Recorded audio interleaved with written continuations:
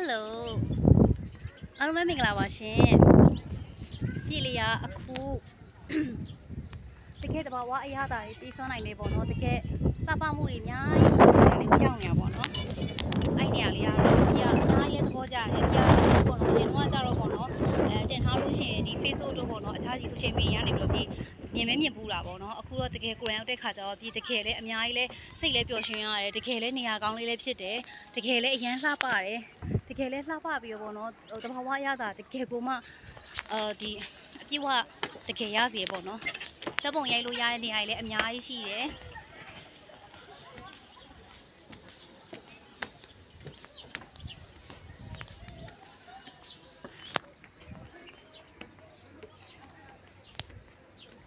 ဒီလေကတော့အခုရောက်တာတော့မလုံးဝပြန်တော့မပြန်ချင်ဘူးပေါ့နော်ရောက်တာနဲ့ကိုအရန်လှပပြီးဓာတ်ပုံတွေလည်းပြည်အများကြီးရိုက်ခဲ့တယ်အားလုံးလည်းပြည့်နေအတူပေါ့နော်အခုပြရောက်ရှိနေတဲ့နေရာလေးကိုကြည့်လို့ရအောင်လို့ပြ vlog လေးဖြစ်တင်ပေးထားပါရရှင်အခုဒီနေရာလေးကတော့အရန်ကိုလှပပြီးတော့တဘာဝအလှရည်နဲ့အများကြီးပေးစွမ်းနိုင်တဲ့နေရာလေးပေါ့နော်အဲ့နေရာလေးကတော့ပြည်တို့ TNF fan လေးဖြစ်ပါရရှင်ပြည်ရဲ့အခုဒီ TikTok channel လေးကနေပြီးတော့ TNF fan လေးကိုပြည်ရောက်ရှိနေရဆိုတာလေးကိုပြပေါ့နော်အမှတ်တရ video blog လေးလုပ်ပေးနေပေါ့နော်အားလုံးကိုလည်းပြည်နဲ့တူလေလို့ရအောင်လို့ပြည် video လေးရိုက်ထားတာပါရှင်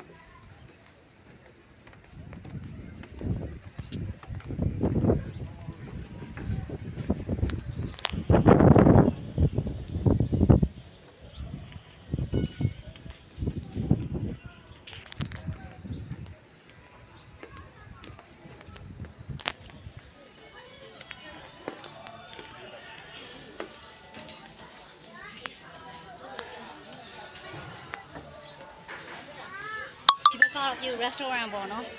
စားတောက်တွေဆိုလည်းအရန်ကောင်းတယ်စားတောက်တွေဆိုလည်းတကယ်ကိုအရန်ကောင်းတယ်ပြတော့တကယ်ကိုမှဒီစားတောက်တွေဆိုလို့ရှိရင်လည်းအများကြီးသဘောကျတယ်ပေါ့နော်အခုဒီရောက်ရှိနေတဲ့ fan မှာဆိုလို့ရှိရင်လည်းဒီ photo ချစ်သူလေးတွေပေါ့နော် photo ရိုက်လို့ရတဲ့နေရာတွေလည်းအများကြီးပဲရှိရယ်ခြံကြီးဆိုလည်းအကျယ်ရွယ်ဒါပြီးခုပြထားတာမှတစ်စိတ်တစ်ပိုင်းလေးပဲရှိသေးတယ်တကယ်ကိုကျယ်ဝန်းပြီးလှပတဲ့ပန်းပင်တွေရောတကယ်တဘာဝအလှပများစွာတကယ်ကိုရှိနေတဲ့နေရာကောင်းလေးကိုပြရိုက်ပြပေးထားပါတယ်